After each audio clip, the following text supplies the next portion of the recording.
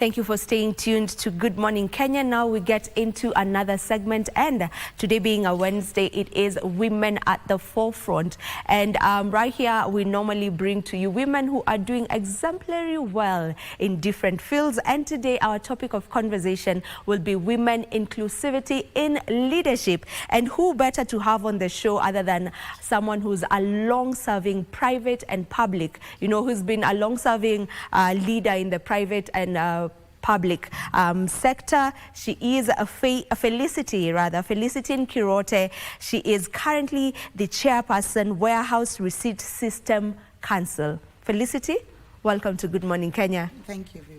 You're doing well this morning? Yes, I am. What about you? I'm doing very, very okay. Yeah. Too. Now, we're talking about leadership and the inclusivity, when it comes to leadership, whereby women are not marginalized no more. If you can just give us a bit of a trip down your memory lane on how you got to be where you are right now as the leader that you are.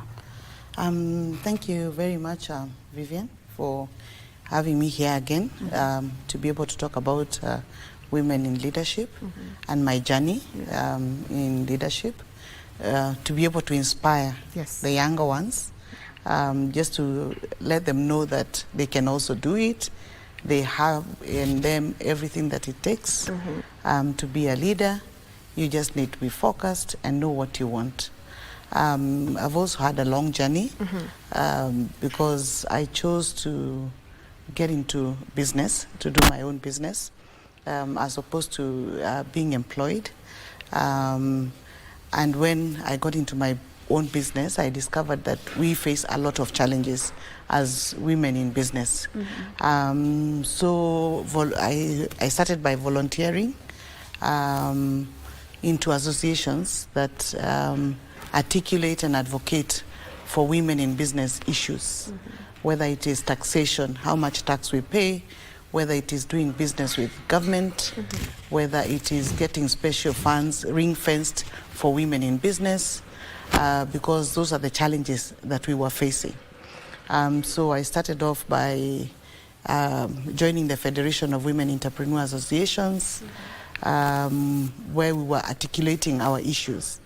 And as we were articulating our issues, we had to come into contact with policymakers. We had to look for the parliamentarians who do the laws. We had to look for the speakers. We had to do judiciary. You have to engage a lot of leadership so that you can be able to articulate the challenges that you're facing, so that we can see how to resolve these challenges in order that we make the business environment more enabling for women. So my interest developed there, and that is how I ended up, being selected to sit in boards. Because when you volunteer, the policymakers or the leaders will always see that you have some potential in you, and so you end up being appointed in some of these positions. And when you get into the boards, then you see that actually all these parastatals or whatever board it is, at the end of the day, it's about public service. You want to see how is it that you can deliver effectively to people, because governance is about organizing ourselves to be able to make our lives better or our communities better. And upon engagement in the boardroom, then I discovered that the ultimate leadership is actually when you engage with the real, the person that you would want to make their lives better. And that's how I got into politics, grassroots politics. So it has been a long journey. I have been focused. I have known what I want. I know what it is that I would want to see change or happen in our communities. And so anybody else can do it. The young girls listening today can do it. The young women watching me today can do it. So I want to encourage them. And I also want to tell them it's a great time to be a woman in Kenya. Just yesterday, 2 women were nominated into serious positions. That's true. First Attorney General woman in Kenya nominee was named yesterday. So we are making progress, and we hope that it will get better. Yeah, speaking about that, you know, I had a question on where we are as a country matters inclusivity when it comes to women in leadership. You know, as you mentioned, you know, the president just yesterday got to nominate 2 women that we got to see, and you know, if if they pass through, will actually make history in Kenya, having the first Attorney General being a woman in Kenya in the history of Kenyan politics, you know, of Kenya rather. So, like, where exactly are we? Do you feel like we are in the right place right now? I would say yes, we are in the right direction. We have policy in place. We have laws in place, affirmative action in place, some political goodwill in place. So we are doing well. We are doing well. The only thing we need to ask ourselves is, do we, in the pipeline, do we have enough women in the middle, in the lower? Because you can have at the cabinet level but what about the mid-management section? What about the executive positions? What about the boardroom, in the boardrooms where all the heavy lifting or all the legwork is done?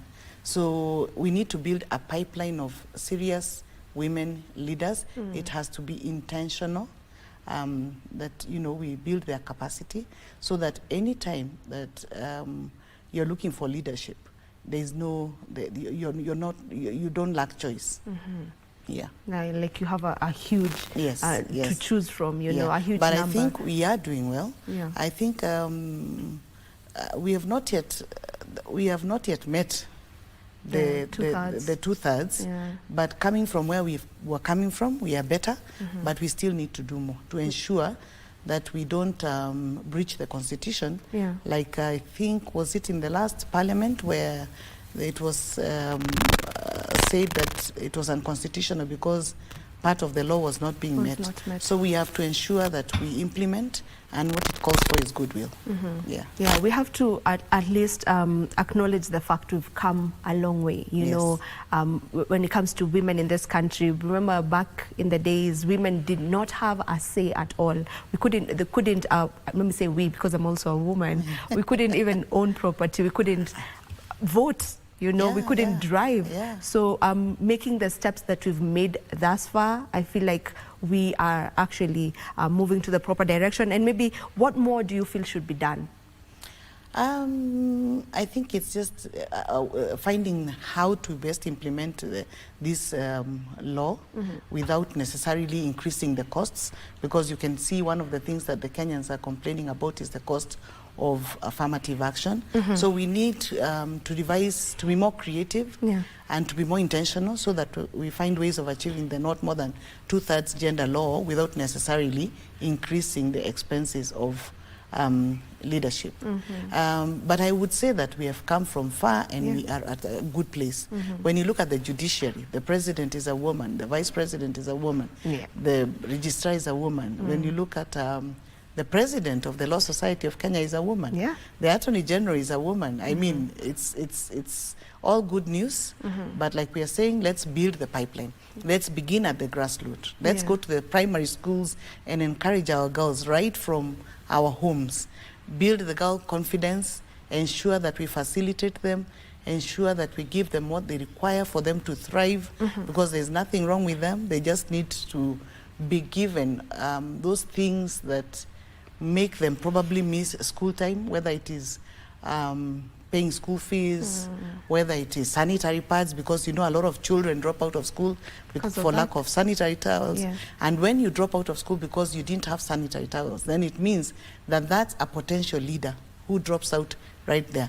So we need to go back to our classrooms and our homes to ensure that we build the confidence of our girls and ensure that nobody drops out of school or their leadership is not nurtured for some reason, so that it becomes the norm.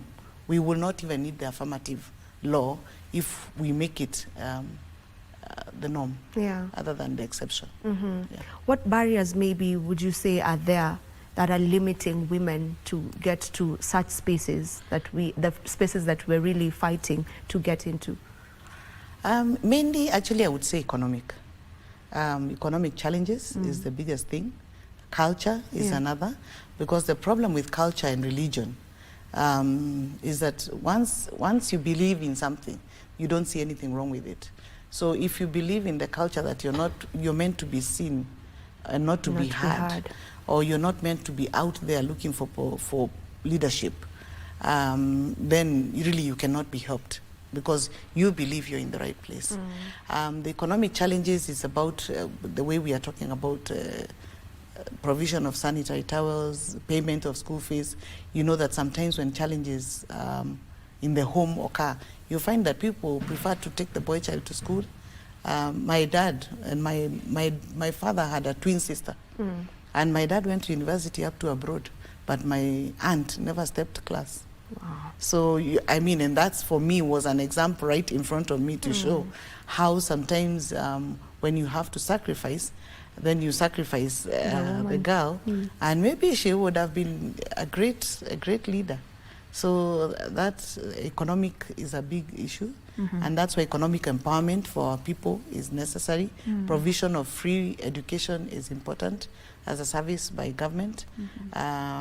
So that is where we need to focus on economic empowerment and culture and religion. Those are the biggest barriers. Yeah. And when you talk about culture and religion, truly that's one of the biggest barriers that women face. What can be done? I mean, when you look at it, who is supposed to come in and try just debunk all this, I'd say myths, because when they say that the woman's only place is in the kitchen, in this age and era, truly that can't be applicable, but there are places where it's still applicable. That's what they believe in. So how do we change that narrative? We change the narrative by all of us, like we are saying, first and foremost, why the affirmative action is put there to change the culture. Because the idea why we have for instance, the woman rep seat is because first and foremost, so it was to finish the fear, because women fear to go out there. You know, when you go out there for elections, you face a lot. People focus on women, how they look, not what they know. They don't ask what is this woman saying. They just want to see how does she look. And they start attacking you, and they start insulting you. Sometimes there can even be real violence. So it is a scary space to be in, and a lot of women would prefer to give it a pass. And that is why the position was put there, so that it is women versus women. We have no choice, but a woman has to come out. And the idea was that once you come and serve as, or rather once you get out into that space, you get the hang of it. You get used to it. So you will probably want the next, and that's why we've had success stories. Some women who became women reps went ahead to become governors, went ahead to become members of parliament, went ahead to become cabinet secretaries. So it's supposed to be like an incubation place, not only for the women who are in the space, but for the other ones who are also seeing from far. We hope that when you see us campaigning, you get inspired, and when you get inspired, then you get into the space yourself. And you don't necessarily go for just that affirmative action seat. You go for all the other seats. That's what we are talking about, affirmative action being used to normalize women in leadership. So yeah, the idea is we need to all, that's why I was saying there needs to be goodwill, political goodwill, communal goodwill, so that when they see that the women are now doing well as leaders, there will be acceptance. They will say, actually, women can lead. Look at the US. We have Kamala Harris now as a presidential candidate, and she was endorsed by you know, the sitting president. So if Kamala had not been in that space, maybe the president would not have endorsed her. So we all need to encourage as a community and as leaders to push the women and to encourage our girls, and also mentorship. That's why I'm here, to be able to speak, so that somebody will be listening to me, a young girl somewhere, and they're going to say, I want to be like Felicity. I listened to Felicity, and she said that it can be done, it can happen, and I'm inspired. I'm going to, you know, to step into that space. So it takes all of us, parents particularly, teachers, all the leadership. We just need to it's our duty. Yeah. Yeah. Yeah. As you've mentioned, like it's a duty that we all have to ensure that we at least inspire a younger girl out there. What's the importance of role models, you know, and having these figures that, you know, a young lady can look at and want to, you know, mirror Role what they models do. are valueless. I mean, it's extremely important to have role models because it's the quickest way of learning. And role model is, you don't even have to interact with them, you just need to see them. Like somebody who is seeing us here today or who sees you on TV. They learn a lot from you, and they can learn a lot from me as I am here, even if it's somebody who is miles away. So role models are very important, and that's why it's important for the older women or the more experienced women to step out and offer to speak, to stand up, to be seen, to be heard, so that we can also be able to teach the other ones how to do it. I've learned from many. I've learned Wangari Maathai. I never met her in my life, but I used to read about her. I used to watch everything that she does. I would follow what she's doing, and she was a great role model on persistence, perseverance, patience, subject matter expertise. So, you know, I just loved her, and she inspired me a lot. Oprah Winfrey, I mean, I also love her. I've never met. I have met Oprah Winfrey actually, but for a few seconds. But I watch her. I listen to her. Should I say that you almost resemble her? You two almost resemble, but anyway, that was just on a lighter note. I was actually on a mentorship program in the US, and I met her. I met her briefly, but I mean, I met her, and she's one woman that she came from so far, from so much adversity, and she became the richest black woman in the world, and you know, she's an inspiration. The other day, all the people she has helped turned up, and they filled a whole stadium. Anybody who has been touched by her. So role modeling is very important. I would encourage every young woman, every young man, every young person to find a role model that they admire. Follow them, read about them, observe them, and then do that which you see they do. Yeah. All right, there's the position of the women rep, you know, the women rep seat. Sometimes it gets some backlash because some people would question why we have a seat that is simply just handed over simply because of gender. What would be your take on that? Actually, that's what we are saying. It was an affirmative action seat. And if I remember right, it has a sunset clause because it was meant to change culture over a period of time. The expectation was that people's mindsets were going to change with time. I don't know whether it has achieved its role, but that is what it was meant to be. It was meant to change the mindset culture over a period of time. Yeah. And still on that, how important is it for us to have men as our allies? You know, extremely important. I mean, because for the simple reason, we are pushing for inclusivity because there is importance in having everybody on the table. So when we say everybody on the table, it means having both the male and the female. But why we need the man even more is because, you see, they are the ones who are right now holding the positions, or they are the ones who are mainly in the policy positions. So when we talk about goodwill, we need goodwill from the male gender. And that's why I keep on telling ourselves as ladies is we cannot keep on speaking to ourselves. We need to include men in our conversations.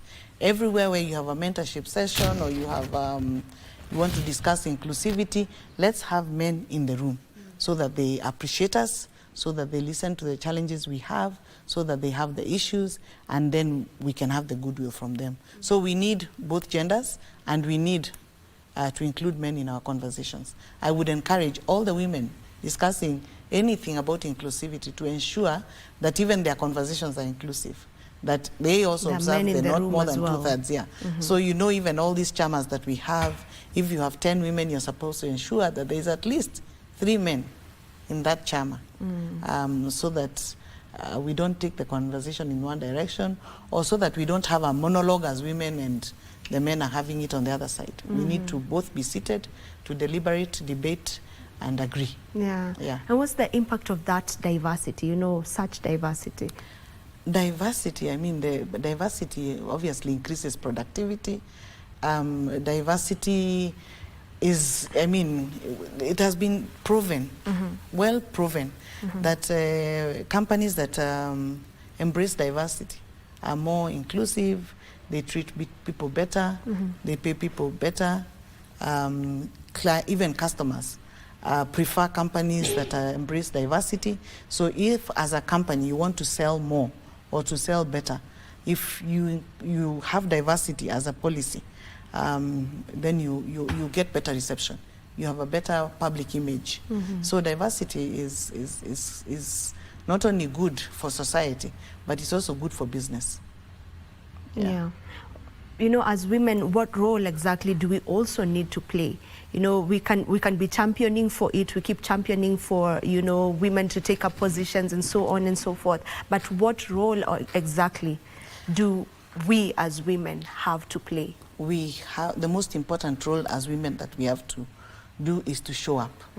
We have to. You cannot win a race if you're not part of the race. So we must show up. We say dress up and show up, because if you're not there, then nothing is going for you. So we have to ensure that we build our capacity, go to school, get your academic qualifications, become aggressive, just be intentional about what you want and go for it. And don't fear, don't be afraid. You'll be surprised that a lot of people are willing to embrace leadership from wherever it comes from. So all you need to do is when you see a job has been advertised, apply for it. If it is elections, be on that ballot. Whatever it is that is required, ensure that you're present and ensure that you're able, and then participate, speak up, say that which you know. Because a lot of times they say that you get women, when they say that women are flower girls, you go to the boardroom, you find that people are debating a board paper, and the ladies are not speaking. But the time as a chairperson you give the lady the opportunity to speak, they bring an extremely diverse opinion that nobody else had seen or thought of, and it ends up carrying the day. So I think we just need to encourage ourselves to speak up, to show up, and to build ourselves, invest in ourselves, sharpen the saw, as the 7 habits of effective people say. Stop and sharpen the axe. It's upon ourselves to also take that as an initiative. Take care of your mental health, take care of your every aspect of your well-being, so that you can be able to give your best self. All right. On that note, let's take a very short break. Don't you go too far. We'll be back to continue with our conversation on women inclusivity in leadership.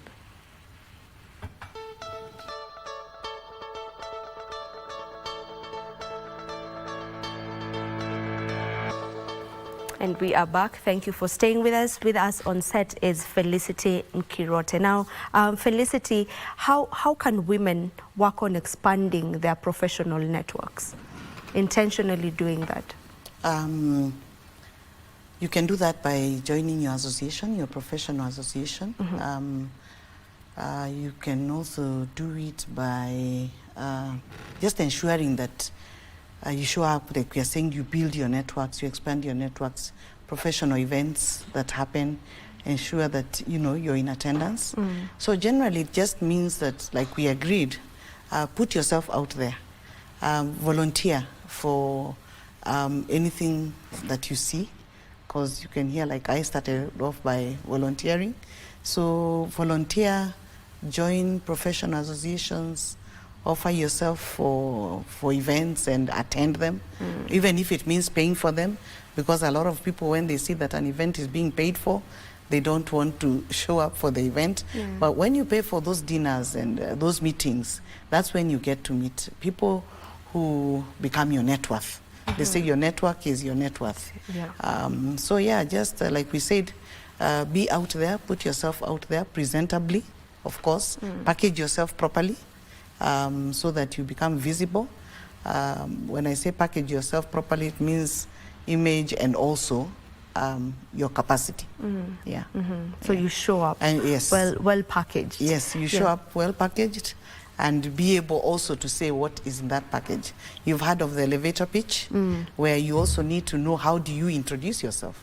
I mean, they say even how you greet somebody. So package yourself properly and present yourself, yeah, at all these events. All right, okay. And right now we'll have to head over to a different event that is taking place. That is the Lindsay Finco bell ringing ceremony taking place at the Nairobi